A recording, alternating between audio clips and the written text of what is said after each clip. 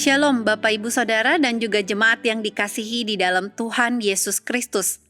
Salam jumpa di dalam program Tuhan adalah Gembalaku. Saudara, hari ini kita akan sama-sama membaca dan merenungkan firman Tuhan yang terambil dari Injil Matius pasalnya yang ke-21 ayat yang ke-28 sampai ayat yang ke-32. Demikian firman Tuhan. Tetapi apakah pendapatmu tentang ini? Seorang mempunyai 2 anak laki-laki. Ia pergi kepada anak yang sulung dan berkata, "Anakku, pergi dan bekerjalah hari ini dalam kebun anggur." Jawab anak itu, "Baik, Bapak." Tetapi ia tidak pergi. Lalu orang itu pergi kepada anak yang kedua dan berkata demikian juga, dan anak itu menjawab, "Aku tidak mau." Tetapi kemudian ia menyesal lalu pergi juga. Siapakah di antara kedua orang itu yang melakukan kehendak ayahnya? Jawab mereka, "Yang terakhir." Kata Yesus kepada mereka, "Aku berkata kepadamu, sesungguhnya pemungut-pemungut cukai dan perempuan-perempuan sundal akan mendahului kamu masuk ke dalam kerajaan Allah. Sebab Yohanes datang untuk menunjukkan jalan kebenaran kepadamu, dan kamu tidak percaya kepadanya. Tetapi pemungut-pemungut cukai dan perempuan-perempuan sundal percaya kepadanya. Dan meskipun kamu melihatnya, tetapi kemudian kamu tidak menyesal dan kamu juga tidak percaya kepadanya." Saudara, setiap kita pasti percaya dan setiap dari kita pasti setuju kalau berjanji itu adalah hal yang mudah. Namun, menepati sebuah janji dibutuhkan sebuah tekad yang bulat. Menyetujui sebuah permohonan dapat dilakukan dalam waktu yang singkat. Namun, untuk memenuhi sebuah permohonan dibutuhkan sebuah kerelaan hati dan juga penyangkalan diri untuk kita keluar dari zona nyaman kita. Dan itu mungkin memakan waktu yang cukup lama. Saudara, kalau kita sama-sama baca bagian ini, kita sama-sama melihat bahwa inilah yang menjadi kegagalan dari si anak pertama. Sebenarnya permintaan sang ayah sangat sederhana dan wajar. Dia meminta kepada kedua anaknya untuk pergi ke kebun anggur dan bekerja di sana.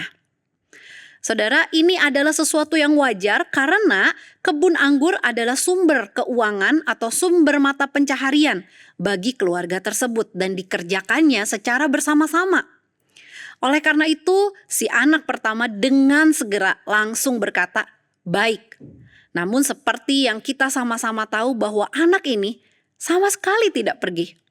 Saudara, kita tidak pernah tahu apa yang menyebabkan atau apa alasan si anak pertama ini akhirnya tidak jadi pergi atau gagal memenuhi janjinya kepada sang ayah. Namun saudara, mari kita sama-sama bayangkan bahwa ketika seseorang taat melakukan sesuatu, maka di saat yang bersamaan pula, dia itu harus meninggalkan kenyamanan atau tindakan yang saat itu sedang dia kerjakan dan dia sedang lakukan. Mungkin sekali itu adalah hobinya dia. Mungkin sekali itu adalah kenyamanan yang dia sedang benar-benar nikmati.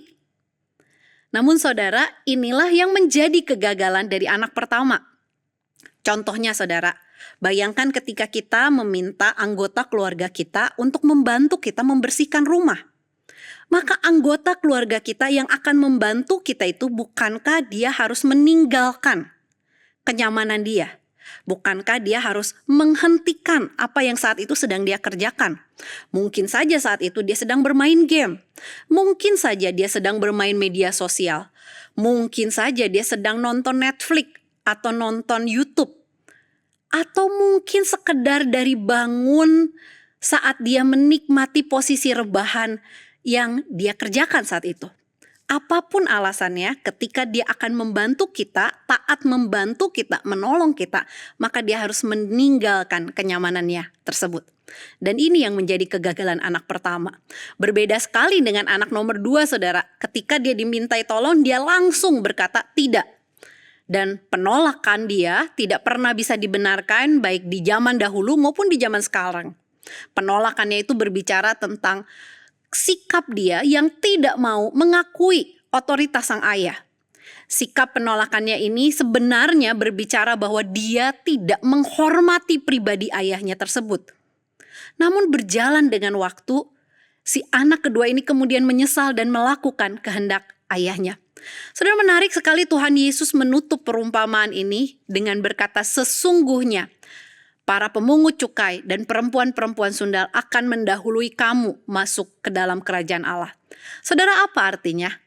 Saudara, singkatnya Tuhan Yesus mau menegur para imam-imam kepala dan para tua-tua Yahudi yang terus mempertanyakan tentang otoritas atau kuasa Tuhan Yesus saat dia melayani, dengan pernyataan bahwa pertobatan sejati seharusnya ditunjukkan dengan ketaatan.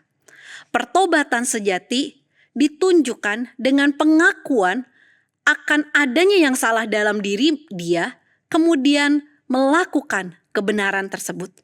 Saudara, Tuhan Yesus ingin mengatakan pertobatan sejati bukan hanya berbicara tentang janji atau komitmen yang bisa kita ucapkan di waktu-waktu tertentu.